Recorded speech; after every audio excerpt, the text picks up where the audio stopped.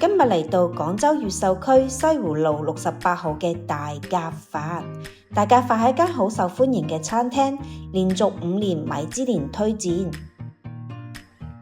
個門口都掛咗都乳鴿喺度。呢邊咧有個玻璃廚房啦，我見到啲廚師喺入邊咧整緊啲乳鴿嘅。已經門口好多人等緊位啦。全部都慕名而嚟㗎。餐廳11點開門，如果唔想等咁耐，建議可以喺11點前嚟到。我哋11點半到，都等咗個幾鐘頭先至入到嚟。哦，上到嚟啦！Hello， 3位。呢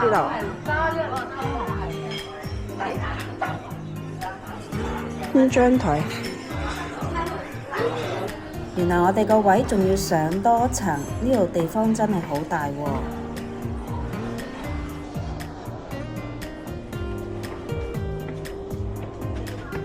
哎呀，好攰啊！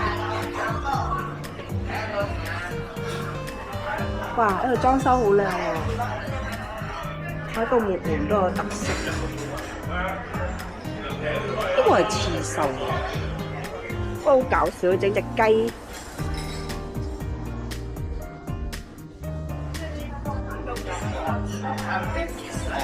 地方好大啊，地下啦，1樓2樓，呢個壺好靚，呢個茶壺都好靚啊！呢啲菜式咧，樣樣都想嗌啊！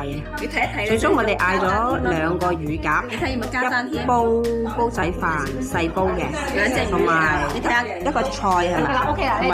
同埋魚皮。先嚟上咗個鹽焗乳鴿。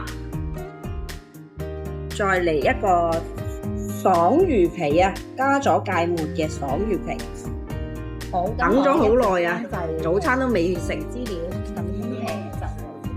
試下個爽魚皮先，咁個鹽焗乳鴿先，家姐嚟咯。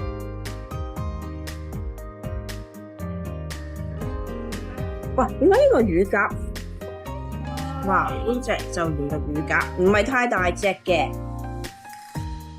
有鎖啊！紅燒乳鴿，呢個係乳鴿肉同埋鴿腎雙拼飯，加埋醬油同埋蔥花撈勻就可以食㗎喇。煲底仲有啲飯焦添，好香。你哋有冇食過涼拌枸杞苗啊？甘甘地、苦苦地，佢用咗幼嫩嘅枸杞苗芽去做嘅。最後再同大家欣賞下餐廳嘅裝修。